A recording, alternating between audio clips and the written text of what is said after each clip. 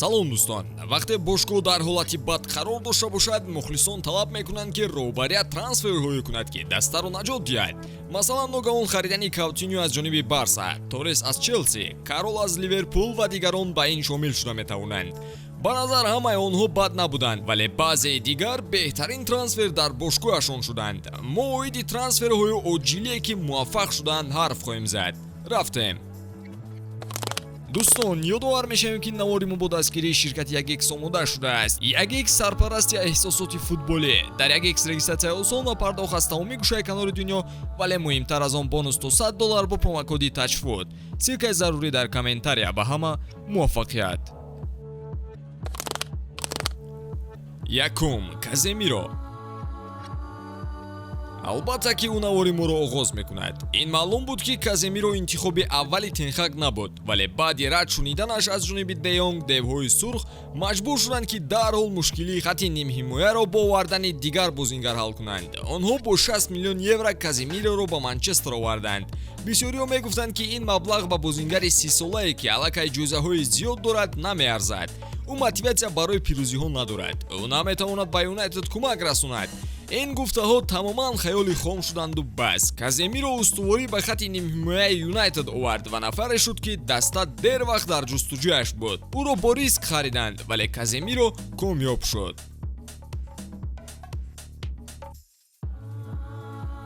дуюм, Лапорт.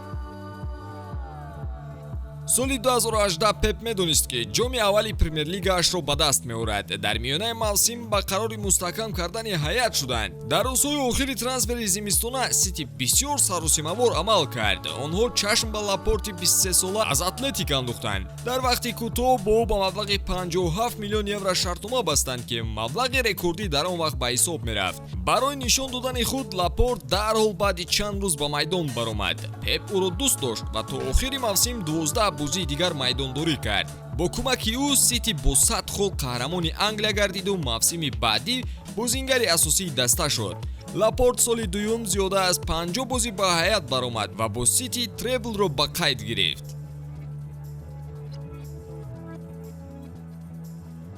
сеюм, Хуан Мата. баъди охирин қаҳрамонии Юнайтед дар Англия, Юнайтед сукути ғайричашмдош кард. Фергюсон рафт. бозингарон гӯё дигар мотиватсияи бозикунӣ надоштанд ва кори сармураббӣ бо бачаҳояш ҳеҷ ба қолаби қаблӣ намеомад. миёнаи мавсим даста ба шикори бозингари наве баромад. онҳо Хуан Матаро беҳтарин мешумориданд ва дарҳол бо маблағи 46 миллион евро ки рекорди даста дар хариди бозингарон шуд, шартнома бастанд. 4 рӯз баъд Мата бозии дебютӣ кард ва ассистро ба номаш навишт. ҳамчунин ду бозии баъдӣ низ ҳамин натиҷаро нишон дод. албатта ки ӯ нафари лозимаи даста шуд. мавсим барои Мата бобарор хотима ёфт. ҳарчанд Юнайтед қаҳрамон нашуд, вале Мата аз худ дараки калоне дод. чорум,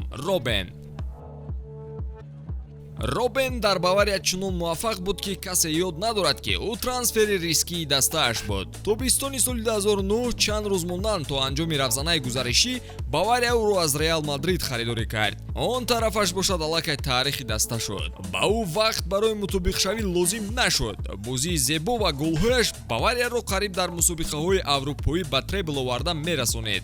мутаассифона онҳо финали Лигаи Чемпионҳоро ба Интер Милан бохтанд. Робен бозингари беҳтарини Бундеслига дар соли аввал шуд. ӯ дар даста ҷоизаҳои сершумор аз қабили 7 ҷоми дохилӣ ва ҷоми Лигаи Қаҳрамонҳоро соҳиб шудааст. панҷум, Жиру. рӯзи охири январи соли 2018 Челси Жируро аз Арсенал харидорӣ намуд ва ӯ бозингари муҳими даста гардид. ҳар боре ки ӯ ба майдон меомад бо голҳои муҳимаш ба даста кӯмак мерасонд. Жиру бо Челси ҷоми Лигаи Қаҳрамонҳоро соли 2021 ба даст овард. 2.5 сол дар Челси монда ҳамчун дӯстдоштаи мухлисон онҷоро тарк кард. шашум,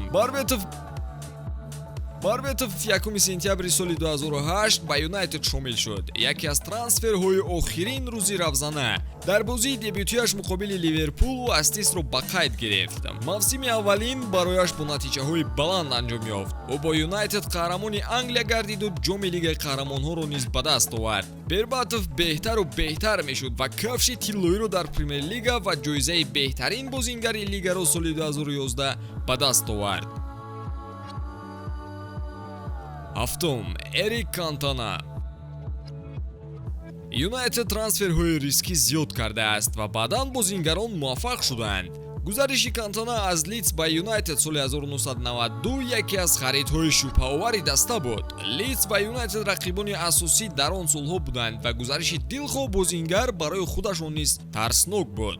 Кантона бошад баръакс, бозии устувор нишон доданро сар кард. Ӯ легендаи Юнайтед шуда 4 карата қаҳрамони Англия ва 5-уми дохилиро ба даст оварда 3-юмин бозингари беҳтарини Аврупо шуд.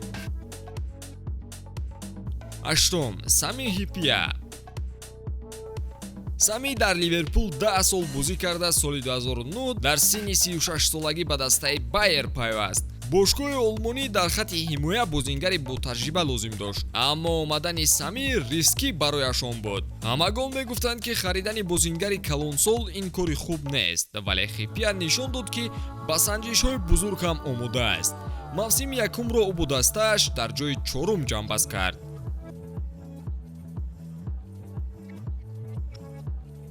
9. Микел Артета. чанд рӯз мондан то анҷоми гузариши тобистонаи соли 2011 Арсенал дарҳол Артетаро аз Эвертон харидорӣ кард. онҳо барои тақвияти хатти нимҳимоя бозингар лозим доштанд ва Артета беҳтарин вариант гардид, чунки ӯ дар дастаҳои англисӣ таҷрибаи хуб дошт. Артета бештар аз як бозингар гардид ва бо Арсенал 4 ҷоизаро ба даст овард. он хариди оҷилӣ барои Арсенал то ҳол фоида дода истодааст, зеро агар Артета дар ин ҷо бозӣ намекард, мо имрӯз ӯро сармураббии ин даста намедидем.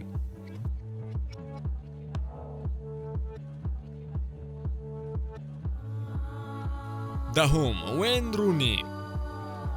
дар ёд доред мо гуфтем ки Бербатов беҳтарин хариди оҷилии Юнайтед буд. ана Руни ҳам ҳамин ҳолатро дошт. ӯ танҳо 18 сол дошт ки сер Алекс Фергюсон соли 2004 дарҳоро барояш боз кард. ӯ ҷавони тезкор буд ва ҳамагон чашм барояш андохта буданд.